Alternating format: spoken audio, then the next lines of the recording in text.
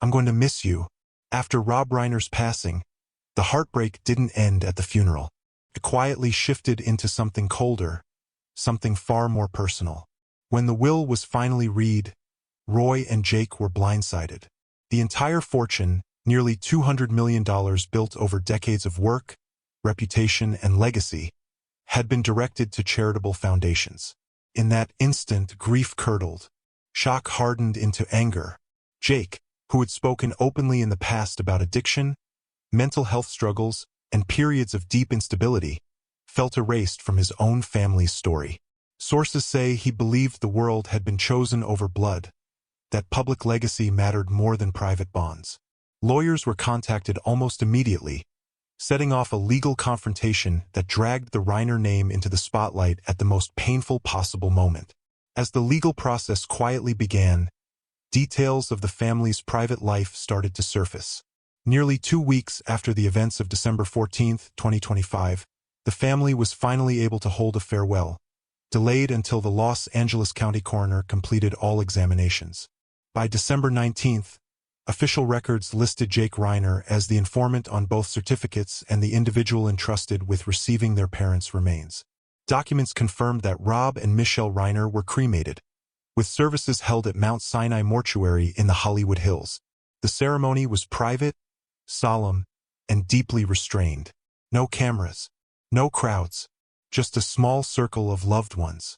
In a personal and emotional decision, the ashes were brought to Jake's home. No final resting place had been chosen, leaving the last chapter unresolved. Some quietly suggested the ashes might one day be scattered somewhere meaningful or placed in a family cemetery. But nothing was decided. That fragile calm didn't last. Days later, cameras captured Roy and Jake entering a prominent Beverly Hills law firm known for high-profile inheritance disputes. Both wore dark clothing and sunglasses, their faces visibly drained. They didn't speak as photographers shouted questions. The images spread instantly, paired with explosive headlines about a $200 million inheritance battle. Speculation erupted before any official confirmation about the will or its validation had been made. Roy remained silent, distant, while Jake walked slightly ahead, positioning himself between her and the cameras. Reporters shouted questions about trustees, asset control, and estate authority, their voices echoing through the hallway. The questions ignored a simple reality. These were two people still in mourning, not power players chasing wealth. Then new information surfaced, and it shifted everything. A source close to the family revealed that Rob had planned this long before his death. Nearly his entire fortune had already been allocated to charitable foundations. According to longtime friends, this wasn't an act of punishment or rejection. It reflected a belief Rob had carried for years, that children should stand on their own. He believed excessive inheritance could dull ambition and steal purpose. Rob often spoke about independence.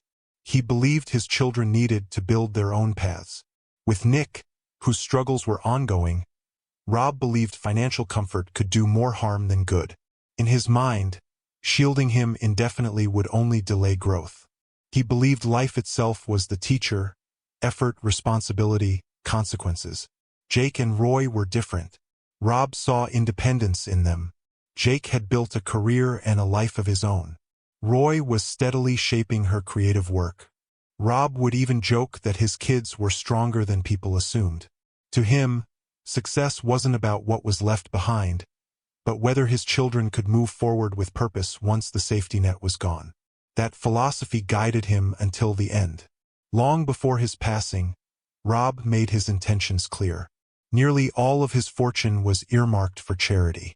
He believed money should keep working for society, not become a cushion that weakened the next generation. Sources say he personally assigned Roy the task of selling the Brentwood home and other properties, directing every dollar into the causes he and Michelle had supported for years: education, healthcare, and social programs. A family friend later recalled a quiet conversation that now felt prophetic. Parents aren't here to build the road for their kids. They're here to teach them how to walk on their own. Rob knew his children might feel hurt, even betrayed, but he trusted they would one day understand. That belief became painfully complicated after his death. None of the children were left a single cent. When that reality set in, it struck hard. What followed wasn't just paperwork. It was heartbreak transforming into resistance behind closed doors at a Beverly Hills law firm. Sources say Roy broke down, overwhelmed, saying it wasn't fair. Jake reacted with anger, saying their parents cared for the world but forgot their own children. Those words weren't about greed. They came from pain, from feeling quietly removed from their parents' final chapter. Determined to push back, the siblings began examining every legal avenue. Trust structures, timelines, clauses, anything that could be challenged. They assembled a powerful legal team experienced in Hollywood estate battles. One attorney reportedly warned them the process would be long and brutal. Jake didn't hesitate. He said they had already lost everything. The strategy was aggressive. They planned to challenge the charitable foundations directly, arguing that the estate stripped the biological children of any meaningful connection to their parents' legacy. Roy, usually reserved, was just as firm, saying she didn't want a portion. She wanted it all. Their attorneys warned them that going after public charities could trigger backlash and damage Rob's public image. Jake didn't care. Public opinion, he said, wasn't his family.